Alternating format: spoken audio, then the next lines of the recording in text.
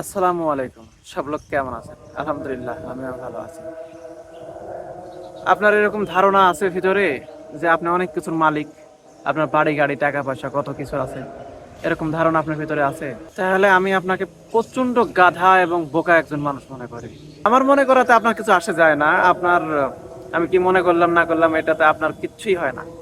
এখন বিষয় হচ্ছে যে আমি আপনাকে কেন বোকা বলছি, কেন গাধা বলতেছি, এটা কারণ আছে না?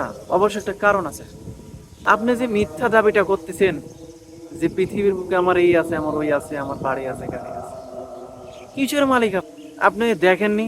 আপনার পাশে কেউ মরেনি, আপনার পাশে কেউ এমন ছিল না যে পৃথিবীতে অনেক কিছু ছিল, তার অনেক কিছু করছে, এই পৃথিবী ছেড়ে সে চলে গেছে আপনার সামনে, এবং সে আর কখনো ফিরে আসেনি, কোনো কিছু দাবি করেনি।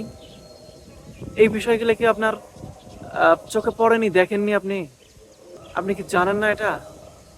তাহলে কেন আপনি মিথ্যা দাবি করতেছেন? কিসের আশা? কি প্রমাণ করতে চাচ্ছেন আপনি? এই জিনিসটা প্রমাণ করতে চাচ্ছেন যে আপনার আপনি অনেক ক্ষমতাবান, আপনি অনেক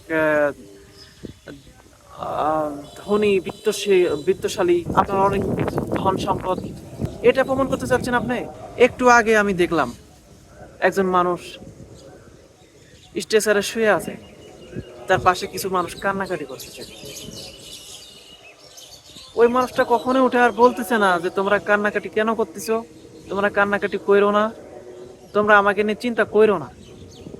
এই কথা সে বলতেছে না, বলতে আসতে পারতেছে না। সে নীরব, শান্তির ঘুম ঘুমিয়ে আছে। দেখে তাকে এমনই মনে হচ্ছে, অথচ সে না। তার অসহায় এই সময়টা দেখে, এই জীবনটা দেখে আমার শুধু এটাই মনে হইলো যে দুনিয়ার এত কিছু, এই দাম্ভিকতা কেন ভাই? যে সৃষ্টিকর্তা আমাকে সৃষ্টি করলো, আপনাকে সৃষ্টি করলো, সেই সৃষ্টিকর্তার কথা আমরা ভুলে গেলাম এই ক্ষণস্থায়ী কিছু সময়ের জন্য। আমরা জিন্দেগি কতখানি, 1 থেকে 65, 70, 80। আচ্ছা, আল্লাহ আপনার রিজিকে 90 বছর হায়াত দিছে। 90, এখন তো আর দেখি না তেমন লোকজন আছে 90 বছর। তারপরে ধরলাম আপনার 100 বছর আল্লাহ হায়াত দিছে, আপনি 100 বছর এই দুনিয়ার বুকে আছেন। এই 100 বছর পরে হইলেও তো আপনাকে এই দুনিয়া থেকে চলে যেতে হবে না? এই দুনিয়ার কোনো কিছুতে আপনি আবার চলে যাওয়ার পরে নিতে আসতে পারবেন না। আপনি এসে দাবি করতে পারবেন না এটা আমি রেখে গেছি, এটা আমার, এটা আমার জিনিস, তোমরা নিও না, এই কথা বলতে পারবেন? পারবেন না তো। তাহলে কি এটা, এই জিনিসের দাবি করা, এটার মালিক দাবি করা, এগুলো কি মিথ্যা দাবি নয়? এটা কি বোকামি নয়? এটা কি গাধামি নয়? আমার কথায় ভুল বুঝেন না। দেখেন, আমাদের সবাইকে সতর্ক থাকতে হবে, সতর্ক হইতে হবে, সবসময় প্রস্তুত থাকতে হবে। কখন না কখন এখান থেকে চলে যায়, এই ক্ষণস্থায়ী সফরের জায়গা ত্যাগ করতে হয়।